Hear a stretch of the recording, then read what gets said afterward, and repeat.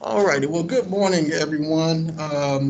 My name is Josh Stukes. I'm one of the audiovisual technicians from GCS, and want to welcome you to the interactive projector training this morning. Today's training is going to be pretty much a basic operations training. We'll go over the ins and outs of how to use the projector.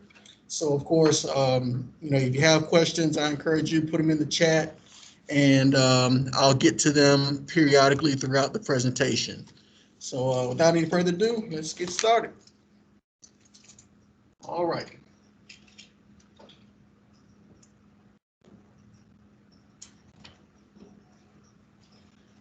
Okay, so first things first, I want to go over the basics, talking about the AV cables, the accessories that come with the projector, the switching the projector inputs, and then of course using the interactive tools software that's downloaded to the teacher computers that the projectors are connected to.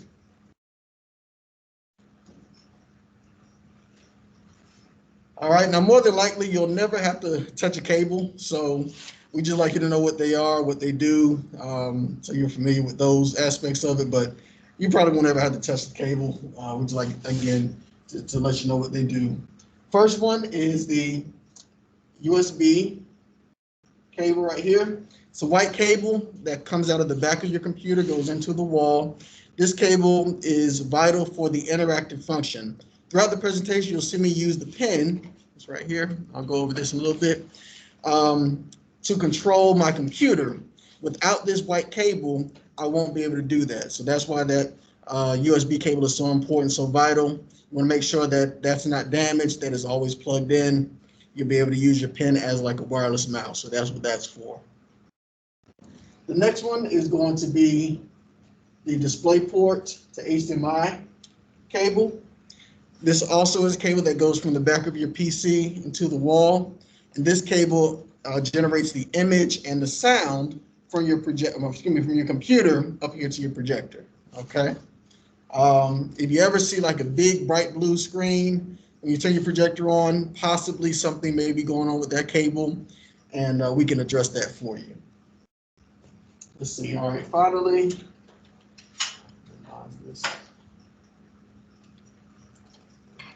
we have the VGA cable right here. And this cable is, if you have a document camera in your classroom that you use, that's what this cable goes for. You may be familiar with this if you've ever used like a cart mounted projector and not the cylinder mounted ones. This cable is probably the strongest, most durable out of the three, being that it has these screw points right here. They rarely break. However, sometimes the little pins inside of them, they are 15-point pin cables. If those pins are bent or broken, then you may get like a distorted color image. You may get like a magenta or a yellow or pink or something like that, green color, and we'll just come simply switch out that cable for you so your image will be back. But these are the three main cables for your projector. Like I said, more than likely you won't ever have to touch them. Just like you to know what they are and what they do. Let's see, look in the chatting. I see all right, let's see. Maybe first question here in the chat. Oh, okay, no questions. All right. And we'll continue.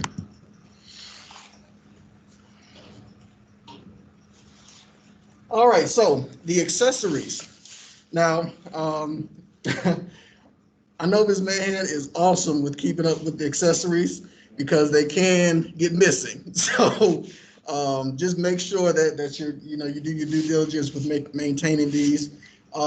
Every projector that we install gets a set of accessories. Okay. So with that being said, well, let's start off with the first one. You have your interactive pins. Okay, you get two of these. They're right here and right here in the middle. One is striped blue and the other is striped orange. Okay, they do the exact same thing though. Okay, we'll go over some more of the functions of the pin as we get further to the presentation, but you do get two of those. You'll get your magnetic storage case that you can actually attach directly to your board. Just stores your pins for you. You'll get your recharging dock for your batteries, pen batteries, excuse me. They do have rechargeable AA batteries that you can pop out, pop in the charger, and you'll be good to go. More than likely, you won't have to do this too often. The batteries on these, they hold the charge pretty decently. It's really all up in how much you utilize the pens. Okay, so but you do have the charger for you. You have your remote, of course, right here. That, of course, that's your main controller for your projector. We'll go over the different functions that you have on that. And then, of course, you have a quick start guide right here. But y'all won't need those because I'm the quick start guy, so you guys will be fantastic. All right. Again, all of these accessories come with the projector. I would encourage you again, if you have them in your room, make sure you hold on to them, keep up with them. If not, then I guess see Ms. Mahan and she'll work with you, I suppose. All right. Let's see. Everybody good on questions? Good stuff. All right. Now I know this looks like a lot, but it's really not that bad. Just think of it. It's colorful. That's all. Just colorful. We go over about 6 or 7 buttons on the remote that you'll utilize more than any of the other buttons. First one, I'm sure that you guys are already familiar with, which is the power button. Clearly, you have to use that button all the time. The next one is going to be the source search button. That one's right up here. Power button right up here. Fix that. And options. There we go. Fix that. Okay. Back. Zoom in. There we go. All right. So you have your power and your source search. After that, you have your aspect ratio key right here. I think I should do a different color. It's blending in pretty good with that. Already red stuff right there. The color, let's do. There we go. Okay, so these 3 buttons so far. All right. After that, you have your AV mute that's down here at the bottom. You have your split function, and you have your freeze function. Okay. And there's also a user button right here that we'll go over that you may use periodically for calibration purposes. But for the most part, these buttons are the main ones that you utilize on your remote.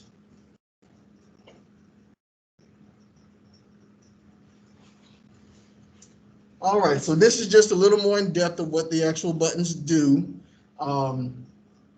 First one, I bet y'all can't guess what the power button does, but y'all are smart. I know y'all get it. It's power button, turn it on. Press it one time, turn it on, twice to turn it off, okay? First time you press it, when you turn it off, you'll get this message right here. So you have to press it again to actually shut down the projector. All right, the next one is going to be your source search, as we mentioned earlier. This button allows you to cycle through the various sources of your projector. Okay, you have 3 main ones. HDMI 1 is always going to be your PC. HDMI 2 is going to be your wireless display adapter, which allows you to connect to your projector wirelessly. And thirdly, if you have a document camera, computer 1 is going to be that 3rd source. To get to all those sources, the source search button is the one that you'll press. All right.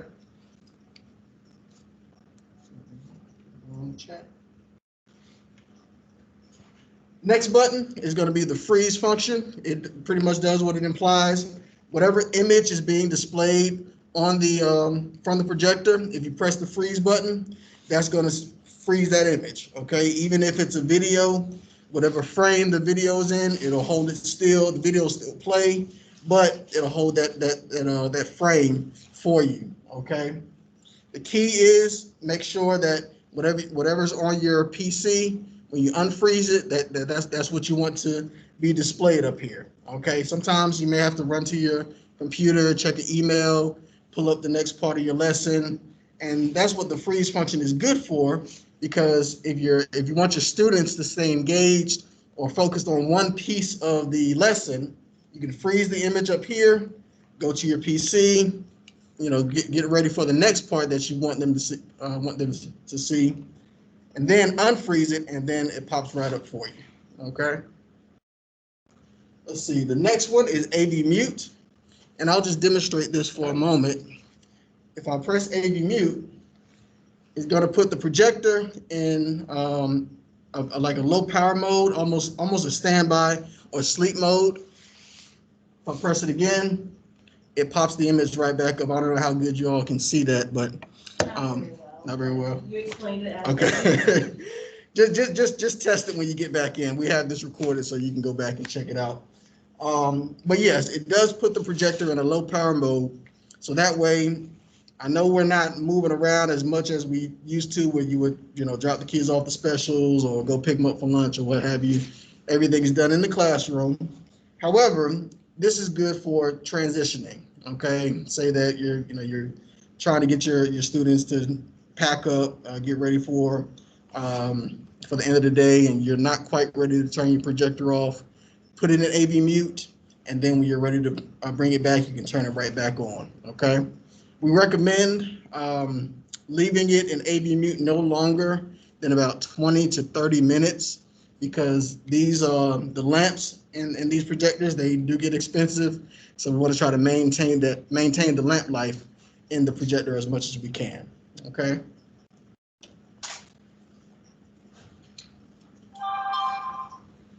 All right. Finally, we have the split function view, and this is really cool. Unfortunately, because of the dynamic of the presentation and using Teams and everything, I can't really demonstrate the split view, but basically what it does is it takes the entire image that's projected up here and splits it in two, to where you can have two different images from two active sources. Let me explain.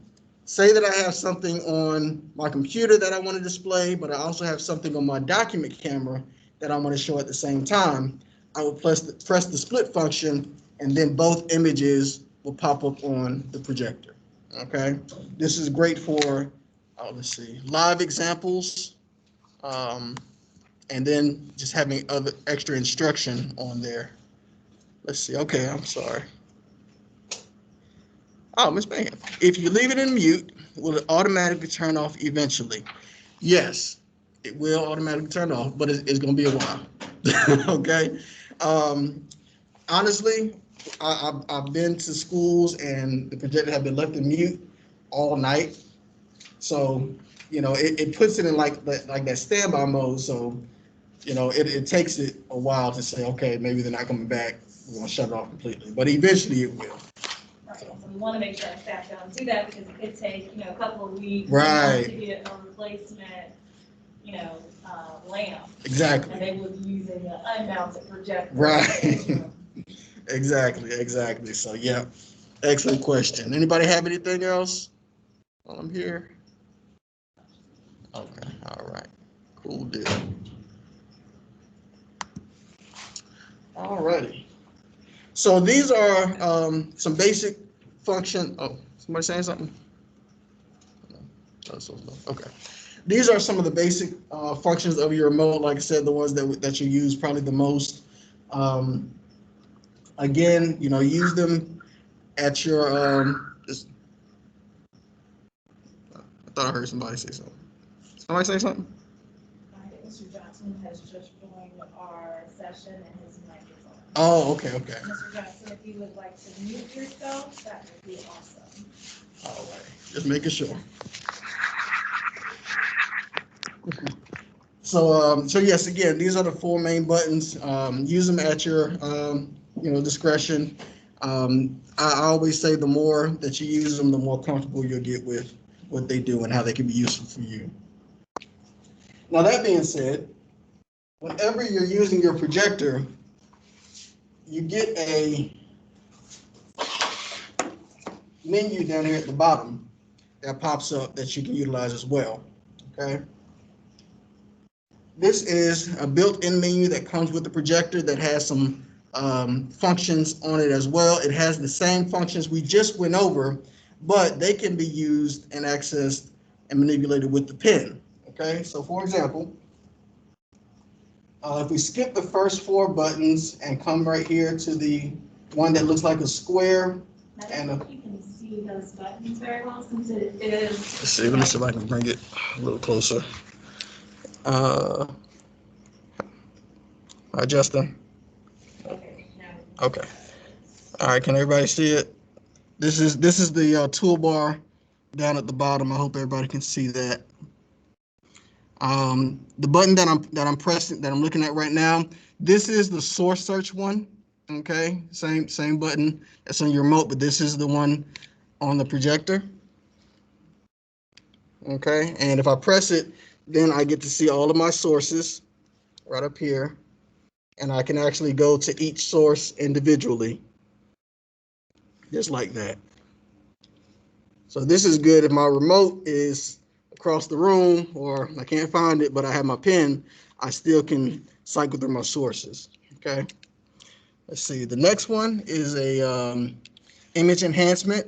I can zoom in all the way like that, or I can actually draw an area to draw, and it blows it up for me. Okay.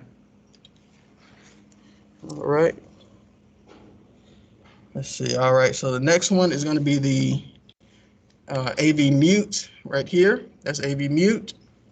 This one is the freeze function right here. This one is the projector volume. And you can actually switch back and forth between your projector volume at the projector and your computer. I'll show us how to do that.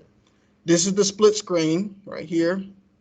You do get a timer, a built-in timer right here. You can count up or count down. All right, and it is a fixed timer, so you can't minimize it, unfortunately. The grayed out button right here. You see that on the menu, the grayed out button right here. This one is for a camera that would be directly connected to your computer. It's grayed out because most computers don't, well, the desktop ones don't have cameras on them, but if you did, you could access that button. This one is for the short people out there like myself. If you don't feel like reaching up and getting the power button on the projector, you can't find your remote, this is a power button right here. You can just turn the projector off right there. And finally, that minimizes the menu. All right. So basically, you have those options in case your remote is misplaced at a moment and you have your pen, you still can utilize those same functions. Anybody have any questions at the moment? Nothing in the chat. Okay, awesome. Moving right along. All righty. So talking about the pens. Now your pens, they have 2 modes. One is interactive and the other is annotation. What I've been doing thus far, as far as controlling this PowerPoint, has been all interactive. Okay. Like I said, the interactive part, basically think of your pen as a wireless mouse. Okay. I don't have to return to my computer to be able to interact with the content that I have being projected. That's a great thing because I'm teaching from my feet. I'm in front of the class. I don't have to, keep going back and forth. I can do everything right here. For example, say that I want to go to the internet.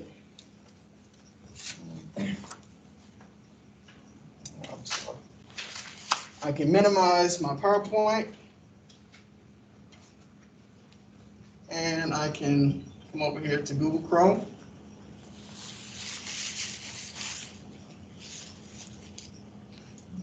Right.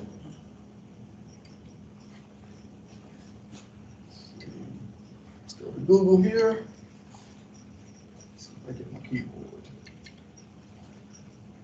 Okay, there we go. Now the cool thing about this is I actually get a window that I can write in using my pen. So I'm gonna go to, oops.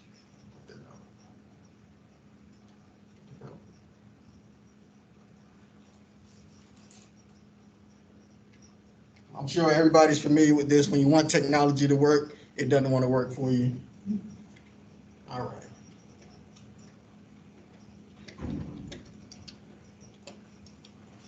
Let's see. Oh, I don't want that. I have no idea what that is. Let's erase that. Well, that's kind of good because I don't know if you saw that what I just did. You can just mark through your mistake and it erases it for you. I'll try it again. Make the X. I think I'm gonna have to recalibrate this pen. All right. For the purpose of this, I'm gonna pick the keyboard option. I can just type it in.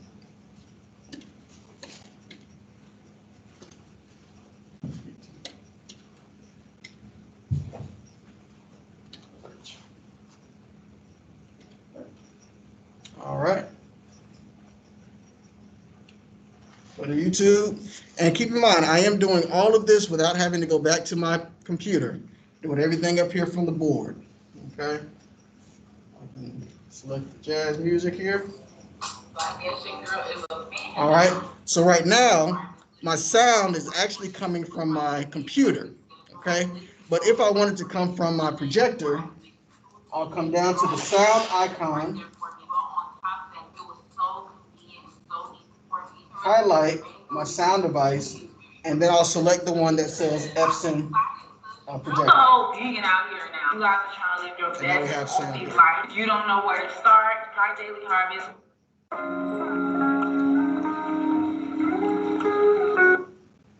Okay, so you do have those options right there. You can have localized sound at your PC, or you can have the projector sound for your entire class.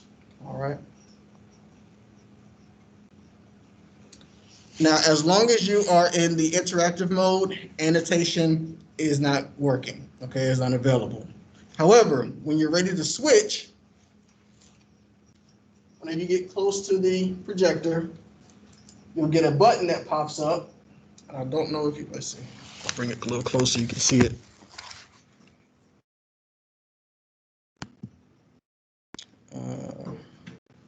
Here we go. Bring it a little closer. Whenever I get close to the projector, I'll see this button. Hopefully you can see that. I don't know if you can see it. No, I can't see that. Can't see it? Let's see. Dang on, my shadow's in the way. Down a little bit. Yeah, right there? Okay. All right, this button right here always pops up when you're using your pen and you're near the projector. If I click on that, I see two options be revealed. Right now, the one that's highlighted lets me know that I'm in interactive mode. If I select this one that has a pen and a projector, that's going to put me into annotation mode. Okay. When I'm in annotation mode, I lose my interactive functionality. Okay. So everything that I do now is going to be purely annotation. I can annotate all over the screen. Okay. Now the challenge, one of the challenges I know that some teachers have faced with all of this going on is when they use annotation and they're doing like a presentation like we're doing, say you have some virtual students and you're trying to annotate with the students here, your students will not see your annotation on your PowerPoint or on through Teams rather, okay? Unless you're showing the video. But if you're showing a PowerPoint like I was and trying to annotate, they're not going to see that without using PowerPoint's annotation, okay? And primarily that's because the main computer is not talking to the projector, okay? This is like a built-in annotation tool that's strictly for kind of in-person type stuff, okay? So that might be a little challenge you run into, but I have a solution for that, and I'll show it to you a little later on in the presentation. Before you move on, I have a question. Sure. So as you are doing interactive and annotation mode, are you pushing any of the buttons, or are you just simply having your pen hover over the areas that you're touching? Yep, I am making physical contact with the board, but I'm not pressing anything on the pen. Yep, pen is doing all the work, just gliding right over the surface of the projector. Of the board. Any more questions? Yes, sir. When when you go into, I guess, going into different screens as far as like if I wanted to get into what you just showed me on the internet, are you tapping something with the pen to bring up that different mode, or how does that? When you say different screens, you mean like the applications, or? Yeah. No. Pretty much think of it as a mouse at that point. So you know how you can just click select something with the mouse and click on it and it brings it up. Same idea. Yep. Now your pen does have a button on it. Okay. The button. Thank you for that. When you're in the interactive mode or the mouse mode, the button serves as like a right click. Okay. On your mouse. All right, so if I'm in an application, PowerPoint for example, if I press, let's see, let me get back into the slideshow. If I press the button, I get my hidden menu. Okay, yep. So that's how that works. I'm in a PowerPoint application, press that button, and it's the same thing even if I'm on my desktop. Press the button.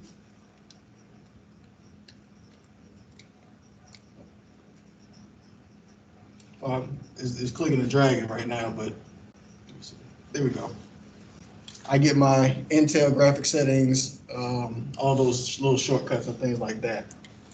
So just remember, in interactive mode or mouse mode, the button is a right click.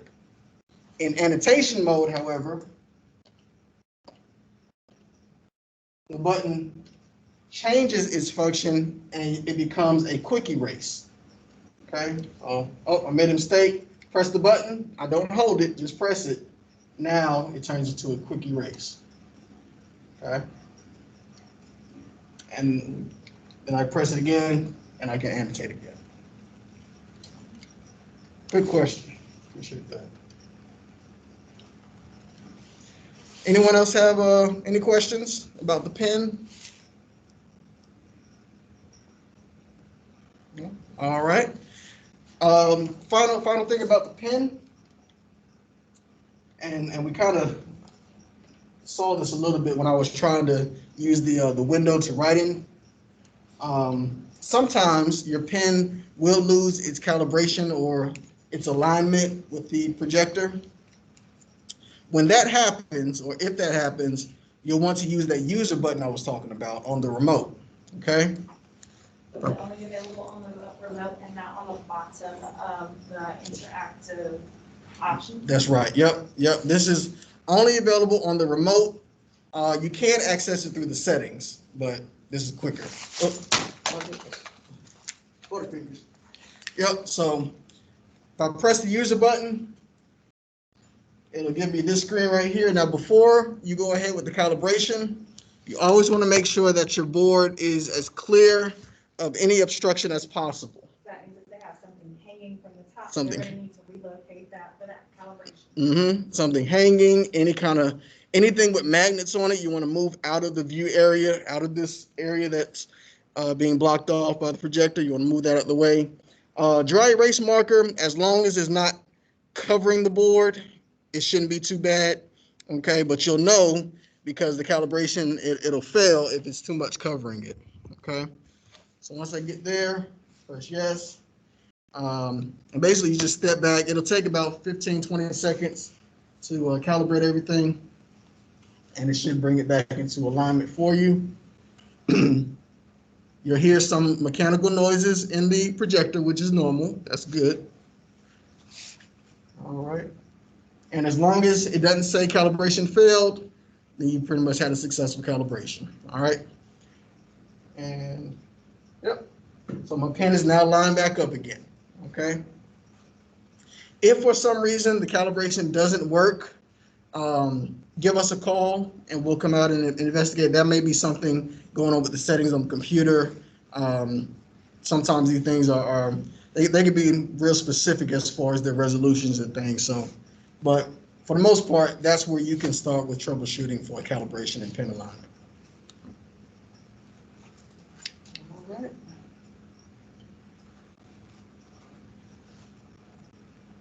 Right along. All right, so the next thing that we're going to go over is the Microsoft wireless display adapter.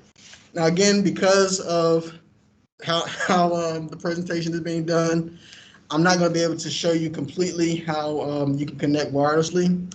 I will, however, walk you through the steps to get to it, okay? The first thing you'll have to do is switch your source to HDMI 2, okay, HDMI 2. And for those who may be able to see me in the camera, HDMI 2, this is what's going to come up right here, all right?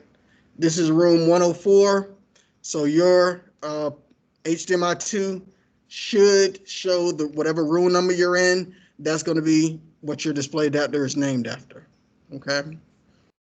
All right, so once you switch it there,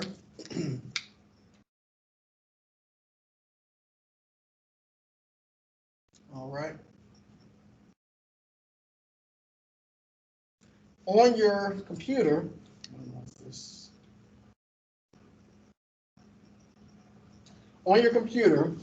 you'll go down and find your action center, which is or notification center, which is all the way down in the bottom right-hand corner. All right, all the way down the bottom right-hand corner. All right. All right, once you find that, you'll open this array of buttons right here. If it's not expanded, you may see 4 buttons at the bottom. You'll want to expand that to where you can find the one that says connect. Okay, normally is located about right here, like it's the third row, third column over, is right there. But this one is right here at the bottom. Once you find connect, click on that, and then your device is going to find any active display adapter. Now, the reason why I say any active display adapter is because it's kind of like Bluetooth, where, you know, if you're searching for a device, it'll pick up whatever device is available or is around. That's why you want to make sure you connect to yours, okay? So you'll see your device name pop up right around here, okay? And once you see that, then you'll be able to connect to your device. Okay, you click on it, say device connecting, and your device will then connect wirelessly to the projector. All right, you'll be able to project sound as well as images and video from your laptop device. Key thing, it only connects to certain types of devices. Any Lenovo Windows-based device, computer, a laptop device, it will connect to those. Any Android based operating system device, it'll connect to those. Unfortunately, no Apple stuff. Okay, so I apologize. It's not our fault. Microsoft, they said no. Well, it's probably Apple that said no, but I'll leave that alone. All right. But that means they can connect with their phone if they have an Android. Exactly. Yes. Yep. Phones, tablets, anything that's Windows operating system or Android based.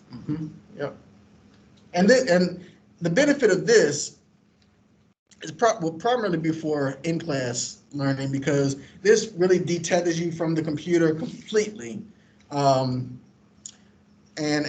you know, I know we're not going around the student like we normally would, but like I said, this just allows for more mobility on the teacher's part. Okay, even if you have something that you've been working on your laptop and you didn't have time to put it in the OneDrive or didn't have time to save it on the flash drive, but it's on your computer, you can bring your computer in and shoot it right up to the projector and still be able to go forward like that. Okay. While you're connected wirelessly, you still do have your annotation ability for your pen, but you lose the interactive part. Okay. And that's primarily because that white cable we were talking about, the USB white cable we talked about earlier, that's not going to be connected to your laptop, so you don't have the interactive function. Okay. Question. Can you take the interactive cable and connect it to your document camera to have an interactive connection with your document camera? Well, you can display the document camera if you do it that way, okay. But as far as interactive, no. Yep. Good question.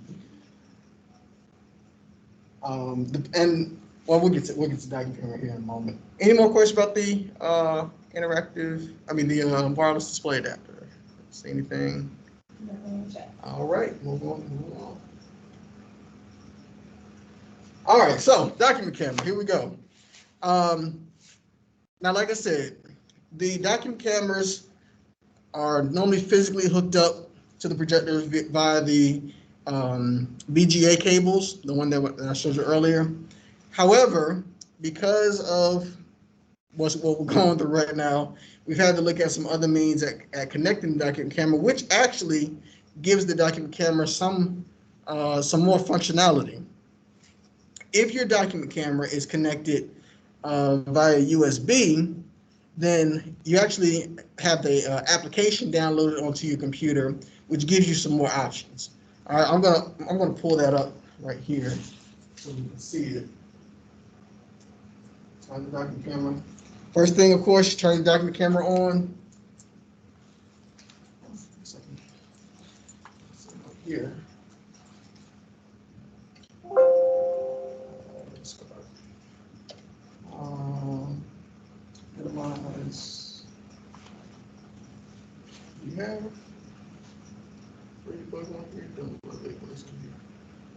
Okay. All right. So, depending on the model document camera you have, we may have a software package that you can actually download to your classroom computer. Okay.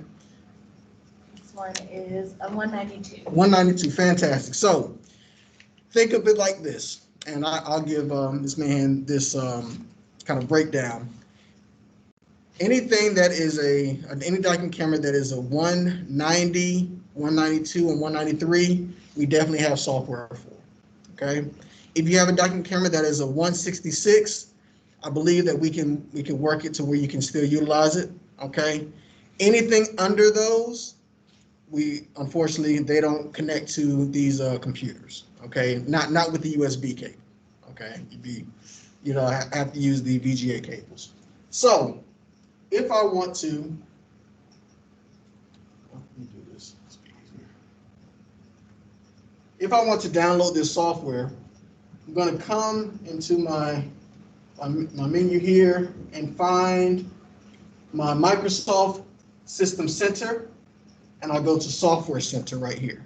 Okay, and this actually brings up all the approved GCS software that teachers or any GCS staff really has access to that they can download to their device. Okay, good little tip to know.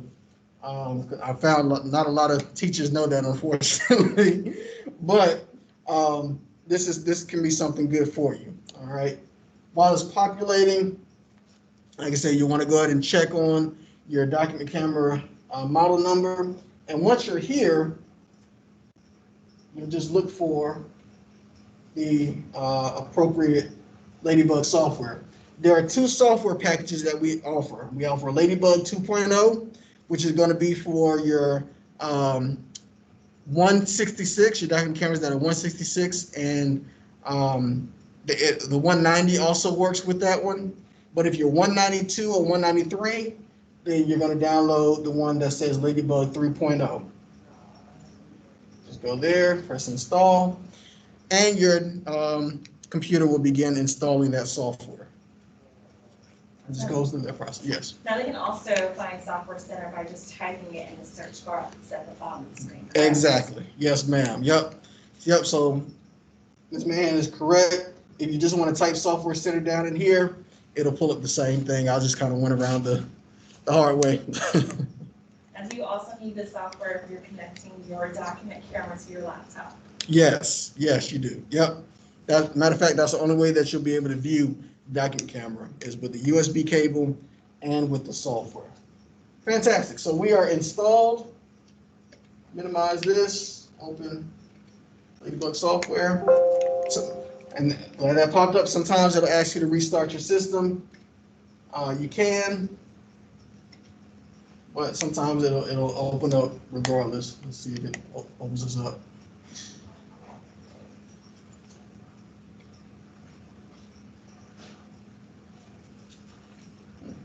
document camera is on. Let me turn off number. Yeah, turn it off. If it doesn't come on immediately, just turn it off and turn your document camera off and then turn it back on and it should catch it. Now, are you assuming that this cable is connected to the desktop? I am assuming that. Am I assuming incorrectly? You're not, because I checked for his laptop, so that was the issue.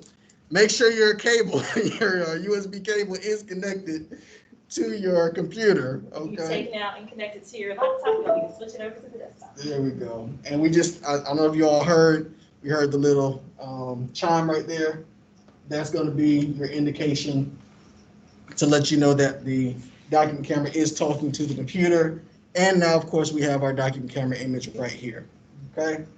This is, in my opinion, better than using the VGA cable because this is a direct link to your computer, which of course you're broadcasting your computer or through the projector anyway, so you can do both, okay? You also get some annotation tools with your document camera, okay? So if you have something up under there, then you can annotate, and they can actually see, if you're sharing your screen on Teams, they can see this annotation because it's coming from your computer versus the projector, okay? I know this is a lot, y'all. I know it's a lot. That's good information, and our staff can go back and look at the difference for this based on what they need. And of course, I'll leave my contact. This man has my contact information. You guys need a refresher. But that's pretty much how the document camera works. Now, if you just want to do the hardwired one with the VGA, all you have to do is press source search on your remote. And it's going to go to computer 1. And it brings up the document camera right up here as well. Show you that. There's my document camera again. All right. All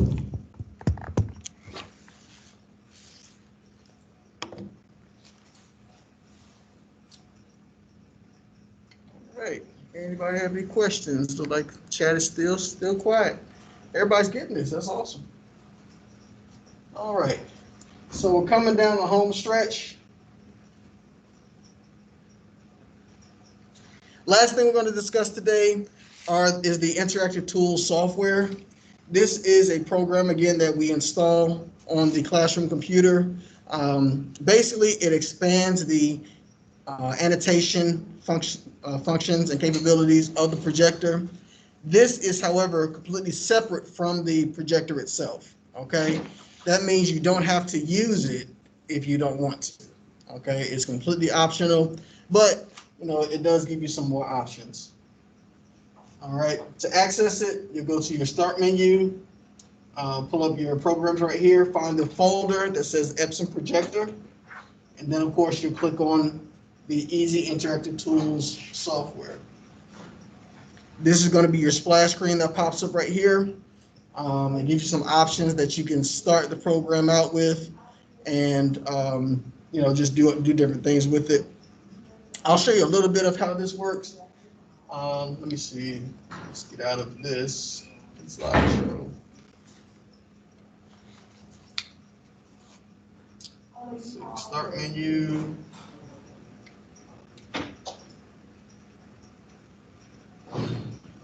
Oh, Epson's not downloaded. Okay.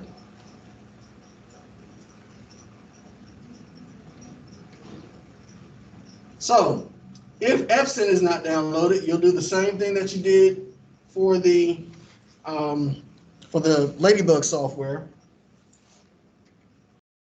The Epson software is going to be, let's see, where are you? I believe it's the Epson.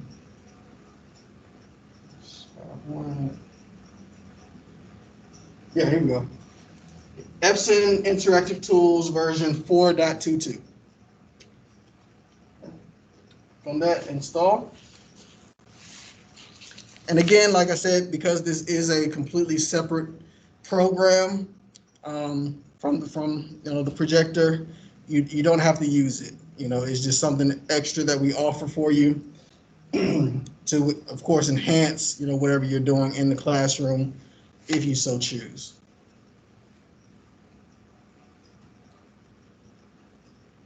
Everybody's still good on questions. It's fantastic.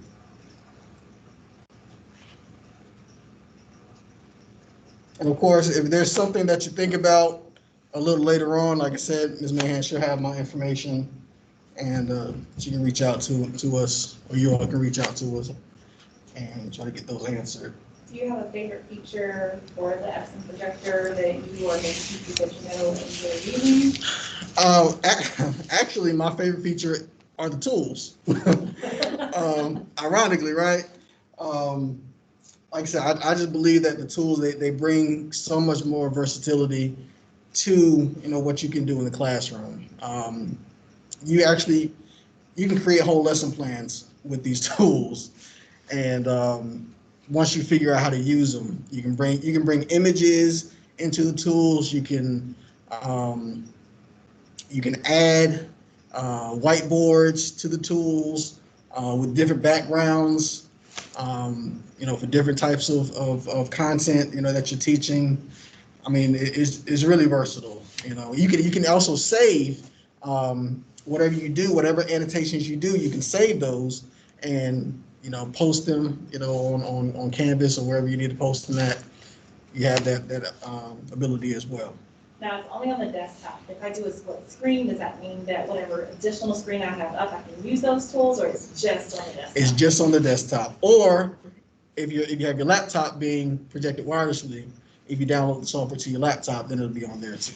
But it does have to be a GCS laptop that you're downloading that software from. You cannot do it on a personal device. Is that correct? You could. It's just you'd have to go to the Epson website. Okay. And this version of the software is a little older.